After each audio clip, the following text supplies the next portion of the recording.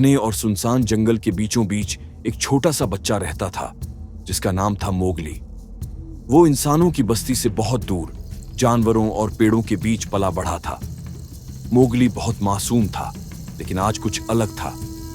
आज का जंगल पहले जैसा नहीं लग रहा था। सुबह जब सूरज पेड़ों के पीछे छिपा था, मोगली ने देखा कि सारे परिंदे चुप हैं। न कोई चहक, न हवा की आवाज। पूरा जंगल जैसे सांस रोके खड़ा हो। मोगली ने अपने दोस्त बालू को पुकारा, बालू, कहां हो तुम? लेकिन जवाब में सिर्फ गूंज सुनाई दी, कहां हो, कहां हो?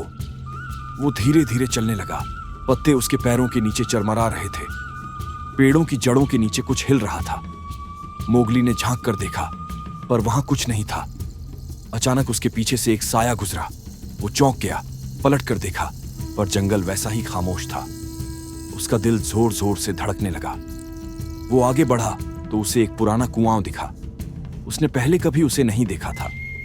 कुआं काई से भरा हुआ था और अंदर से किसी के रोने की आवाज आ रही थी। मोगली ने झुककर देखा तो नीचे धुंध में एक चेहरा उभरा। वो चेहरा बिल्कुल उसी जैसा था।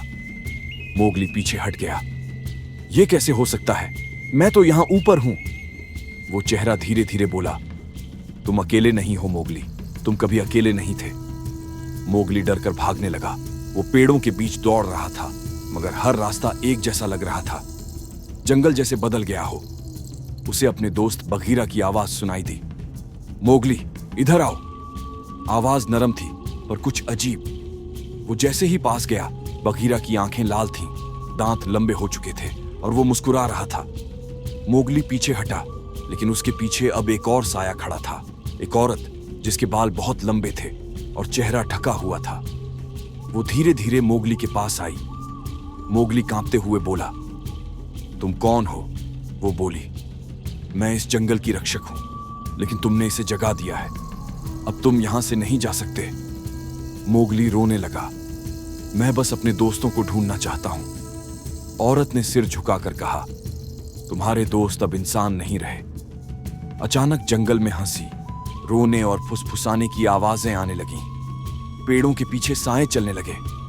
मोगली ने भागने की कोशिश की, पर हर तरफ पेड़ बंद होने लगे। पत्ते सरसराने लगे और जमीन जैसे सांस ले रही थी। वो जमीन पर गिर गया, रोने लगा, मुझे जाने दो, मैं किसी को नहीं बताऊंगा। औरत उसके पास आई, उसके चेहरे पर हाथ रखा और बोली, अब तुम इस जंगल का हिस्सा बन चुके हो मोगली।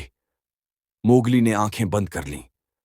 जब खोलीं, वो खुद एक साया बन चुका था, पेड़ के साथ झूलता, खामोशी से सबको देखता हुआ।